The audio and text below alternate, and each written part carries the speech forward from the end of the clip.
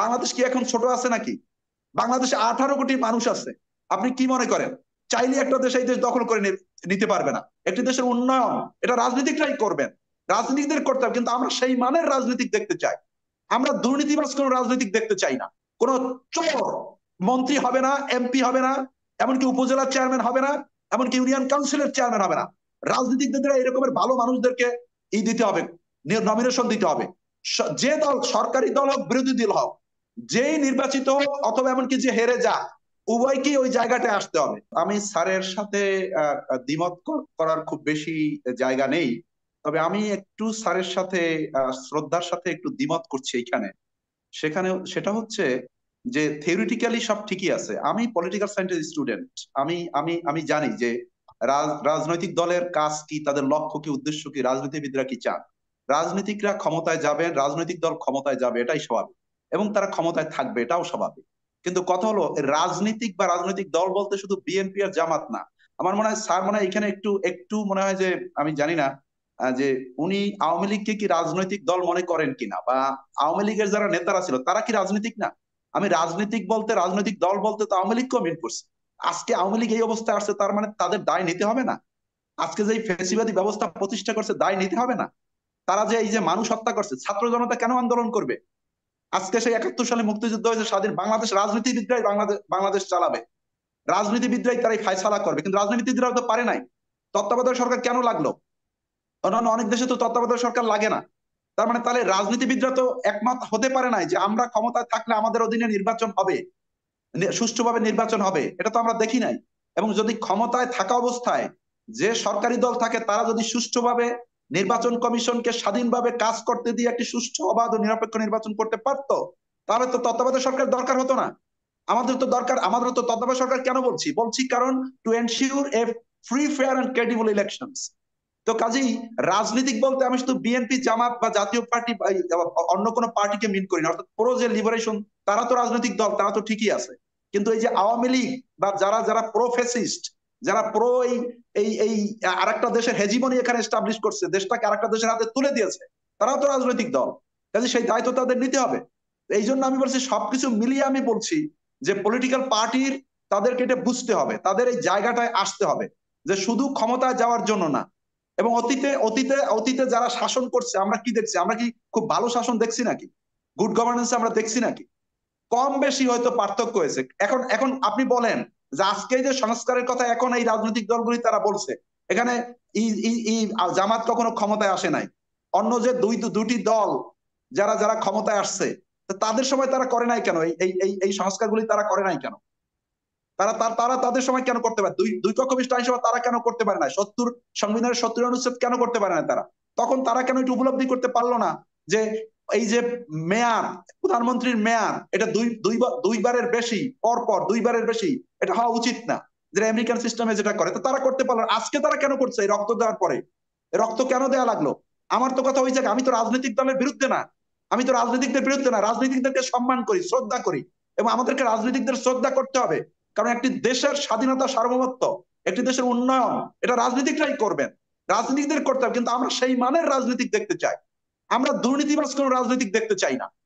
বিএনপির সময় দুর্নীতি হয় নাই? বিএনপির দুর্নীতিবাজ নেতারা ছিল না? বেগম খালেদা জিয়াকে আমি স্যালুট দেই। বেগম খালেদা জিয়া তিনি আপসীন। বেগম খালেদা জিয়া কোন দুর্নীতিকে পাত্তা দেন নাই।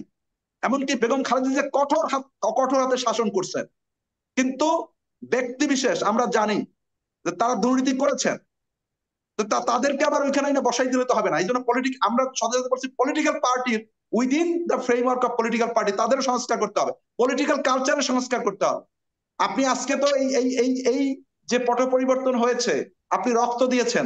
এখন আওয়ামী যে ফ্রেমওয়ার্ক ছিল, ওইটাকে আপনি ধরে নিয়ে আবার নতুন করে আরেকটা ফ্রেমওয়ার্ক আপনি তৈরি করবেন, কিন্তু কন্টেন্টস একই থাকবে। ওই জায়গাটা আমরা এই করতে চাই যে আমরা এইভাবে আর দেখতে চাই না। সুপ্রিম কোর্টের একজন বিচারপতি সে বলবে আমরা শপথবদ্ধ রাজনীতিবিদ, হয়তো একজন উনি ছিল আওয়ামী শপথবদ্ধ, আর একজন বিএনপি শপথবদ্ধ হইবে, অথবা জামাতের শপথবদ্ধ হইবে।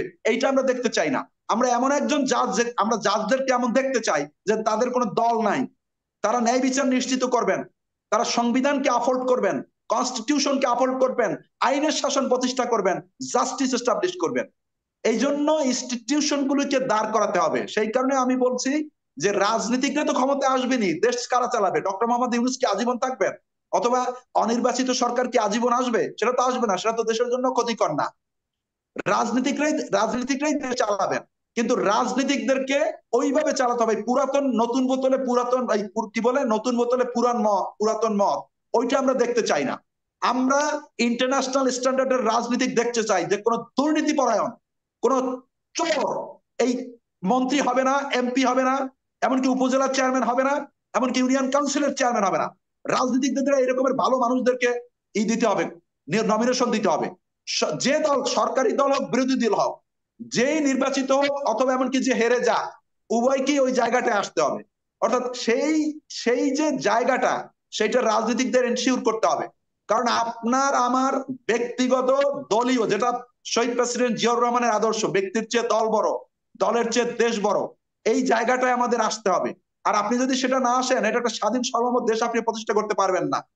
আজকে এখন বাংলাদেশ এত এত ভয়টা কিসের? একটা দেশের প্রতি এত নতজানু হওয়ার দরকারটা কিসের? বাংলাদেশ কি এখন ছোট আছে নাকি?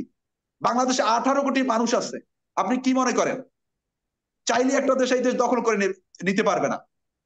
কাজে কোন দেশের ওই যে চোখ রাঙানি দিবে অথবা তারা এখানে ইনফ্লুয়েন্স করবে, এটা আমরা দেখতে চাই না। ওই জায়গাটা আসতে হবে। সেই জন্য আমরা বলছি যে মৌলিক যে ক্ষেত্রগুলি আছে, সেই ক্ষেত্রগুলিতে সংস্কার করতে হবে। এবং সংস্কার, আমি একমত স্যারের সাথে যে সংস্কার, reforms it's a continuous process. এটা মানে দুই চার, এই এই এখন 2-3 মাস, 4 মাস, 10-5 মাসের মধ্যে শেষ হয়ে যাবে এমন না। পরবর্তীতে যারা ক্ষমতায় আসে রিফর্ম তাদেরকেও একটা রিফর্ম করতে হবে, কন্টিনিউয়াস কিন্তু প্রসেস, এটা যেমন সত্য। রিফর্মস কারা করবে, সেই সক্ষমতা কোন কাদের আছে, সেটাও কিন্তু সত্য। সেটা সত্য। শেষ। এই জন্য আমি বলছি যে অনেক রিফর্মস আছে। এটা শুনতে ভালো শোনায় যে রাজনৈতিক দল আসবে, ক্ষমতায় আসবে, তারপরে তারা রিফর্মস করবে, এটা তো আমরা ভাই চাই। কিন্তু সমস্যা হচ্ছে তারা তো পারে না। তাদের তো আছে, পিছনে হাত হাত হাত পা অনেক বাধা আছে, তারা তো পারে না। এটা তো অনেক অনেক অনেক সবকিছুর তো এভিডেন্স নেওয়ার দরকার নাই। একটা জি। একটা এই দেশের আমি এটা বলি, এই দেশের এই এই দেশটাকে আরেকটা দেশের হাতে তুলে কেন দিল? হুম। বাংলাদেশ একটা স্বাধীন সার্বভৌম দেশ। জি। এখন একদম আবার আরেক দল এসে আবার আবার ক্লিয়ার কাট আবার কথা তারা বলেছেন তারা জনাব বলবে, অধ্যাপক তারা নজরুল তারা ইসলাম, তারা একদম বলবে স্পষ্ট যে ভাষায় কথা আমরা, বলেছেন। আমার কাছে মনে হয় জনগণের একদম সাধারণ জনগণের যে কথাগুলো তিনি বলবার চেষ্টা করেছেন সাধারণ ভাষায়, আহ, স্পষ্ট কিনা জনাব প্রফেসর জামাল উদ্দিন, এবং জনগণ আপনারা কি জি আসলে একমত কিনা জনাব জি প্রফেসর নজরুল আহ, ইসলামের সাথে আপনাদের মতামত জানাবেন। আমি জি। আমি দুঃখিত, আমার কানেকশনে একটু সমস্যা হওয়ার কারণে দুঃখিত। নজরুল ভাই, আহ, রাগ হওয়া তো খুবই স্বাভাবিক। উনি তো দলগুলির উপর রাগ, হ্যাঁ। কিন্তু আমাদের তো মানে ডেমোক্রেসিতে একটা ব্যাপার কি, যে ওই ডেমোক্রেসিটা ততই ভালো হবে জনগণ যত সেন্সিবল হবে। কারণ কি, যে নেতা কেমন জনগণ যেমন, জনগণ কেমন জনগণ যেমন তেমন নেতা। কারণ আমরা তো সবাই ভোটে পাস করাই, তাই না? তার মানে একটা সামগ্রিক বিষয় আছে। সেটা হলো, একটা হলো বাস্তবতা, আর একটা হচ্ছে লক্ষ্য, আমরা কোথায় যাব। আমরা এখন বাস্তব যে পরিস্থিতিতে আছি, সেই পরিস্থিতিতে জুলাই অভ্যুত্থান আমাদের কিন্তু একটা প্যারাডিম শিফট করার উপলক্ষ এসেছে। এটা সত্য। এই প্যারাডিম শিফট করার জন্য আন্ডারস্ট্যান্ডিং লেভেলে, যেমন আমাদের ইন্ডিভিজুয়াল লেভেলেও আসছে, পেশাজীবীদের মধ্যে আসছে, ছাত্রদের মধ্যে আসছে, রাজনৈতিক দলগুলির মধ্যে আসছে। প্রশ্ন হচ্ছে নজরুল ভাইয়ের, যে রাজনীতিবিদরা বলে মানে না, হ্যাঁ, কয়েকটা করে একটা ক্ষমতায়, কারণ অতীত উদাহরণও তো আছে, উদাহরণ যে নাই তা না। কিন্তু এটাও সত্য, কিছু হয়েছে কিছু হয়। কিন্তু আমরা 90 বা 91 নির্বাচন, 96, 2001, 2014 নির্বাচন কিন্তু একটা কিডনির মতো ফাংশন করে। নির্বাচন হচ্ছে যে, যেমন দলগুলিকে তার সঠিক নেতৃত্ব না দিলে তাদেরকে যেমন ট্রিটমেন্ট দেয়, দলের অভ্যন্তরের নেতাদেরকেও কিন্তু ট্রিটমেন্ট দেয় একটা ভালো নির্বাচন। সঙ্গত কারণে আমাকে ইলাস্টিক লিমিটের মধ্যে থাকতে হবে। এই মুহূর্তে রাজনৈতিক দলগুলি যদি তাদের পরিবর্তন যেটা হয়েছে, সেটাকে যদি আমি ক্রিস্টালাইজ করতে চাই, তাহলে রাজনৈতিক দলগুলির একটি কনসেনসাস থাকা দরকার, এবং এটা নেতৃত্ব দেওয়া দরকার ডক্টর ইউনূসের। এবং দিন শেষে আমরা যাই বলি না কেন, এই রাজনৈতিক দলগুলি কিন্তু একটা সময় সরকার ফর্ম করবে, এটা নজরুল ভাই বলেছেন, এটা আমাদের চাওয়াও, এটা হওয়া উচিত। এবং এটা হবেও, তখন যাতে এই মুহূর্তে আমরা যা যা করতেছি সেটা যেন তারা অ্যাকনলেজ করে। তা নাহলে আমি সুন্দর সুন্দর অর্ডিন্যান্স দিয়ে ভালো ভালো সংস্কার করে দিলাম, তারা ক্ষমতা যাওয়ার পরে তারা এগুলি মানলো না, করলো না, তাহলে তো হবে না। আমি তার চেয়েও বড় জিনিস বলি, এই মুহূর্তে আমাদের যে সংবিধান আছে, আইন আছে, তাতে দুই একটা বিষয় সংস্কারের জন্য তো দাবি রাখেই। ৭০ অনুচ্ছেদ, দ্বিকক্ষ বিশিষ্ট বলতে পারেন, ইভেন ইয়ার কথা বলতে পারেন যে পরপর 2বার প্রধানমন্ত্রী না হওয়া, ইত্যাদি ইত্যাদি। কিন্তু তার চেয়ে জরুরি বিষয়, আইনগুলো তো যা ছিল তা কিন্তু সঠিকভাবে কি পালিত হয়েছে? সেগুলি তো ভেস্টেড ইন্টারেস্ট গ্রুপ তাদের মতো করে ব্যবহার করেছে।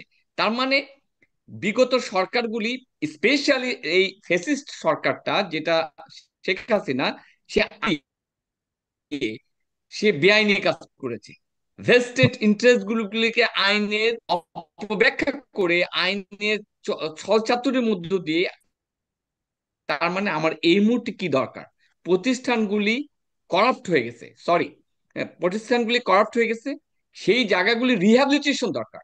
একটা ডিজাস্টার ঘটেছে, তার ইমিডিয়েট পরে রিহ্যাবিলিটেশন জরুরি, তারপর reconstruction. Of course reconstruction, reformation parallel হতে পারে। পুলিশ প্রশাসন, সিভিল প্রশাসন, নির্বাচন কমিশন, আপনার আমাদের যে অন্যান্য যে প্রতিষ্ঠানগুলো আছে, এগুলি খুব দ্রুততার সাথে আপনার শুদ্ধিকরণ অভিযানটা দরকার। আমরা কি শুদ্ধিকরণ করছি? এটা একটা ব্যাপার। এই সরকারকে কেউ আসলে বাধা দেয়নি, সরকারকে সবাই মেনেও নিয়েছে এবং সরকারের কর্মকর্তা কর্ম মানে কর্মকাণ্ডের উপরে আস্থাও আছে। কিন্তু সরকার নিজে কিন্তু ইমানি জায়গাটা ঠিক রাখতে পারছে না। কেমন করে আমি বলি, দুটা দিক আছে। একটা দিক হলো আমার দৈনন্দিন সার্ভিস এবং ইমিডিয়েট ইস্যু, যেমন আপনার বিচার, যেমন আপনার দ্রব্যমূল্য ঊর্ধ্বগতি, যেমন আপনার আমাদের যে সার্ভিস প্রোভাইডিং যে এজেন্সি গুলো আছে, সেগুলোকে সার্ভিস প্রোভাইডিং জায়গায় আনা, এই জায়গাটা সরকার ব্যর্থ না? আপনার সাম্প্রতিক সময় আইন শৃঙ্খলা জনিত আপনার সামাজিক যে অস্থিরতা, সবকিছুকে তো আমাদের এই সরকার অ্যাড্রেস করতে পারছে না। জনগণ যখন অস্থির হয়ে যায় নানাবিধ কারণে, তখন মনে করে একটা পরিবর্তনের দরকার, এবং সেই পরিবর্তনটা নির্বাচনের মধ্য দিয়ে হওয়ায় বাঞ্ছনীয়। সেই নির্বাচনটাই সে কারণে জরুরি হয়ে দাঁড়াচ্ছে। অন্য অন্য পার্টিস গুলো এখনো বলছে না, কিন্তু এটাও সত্য, অনেক জনগণ মনে করছে যে এই সরকার, আপনি নিজেও বলেছেন নজরুল ভাই, যে সরকারের দুর্বলতা আছে। সরকারের দুর্বলতাগুলি কি আপনি খেয়াল করে দেখেন। তারা দুর্বল অ্যাটিটিউড তার শো করছে, মবের কালচার হচ্ছে এইখানে।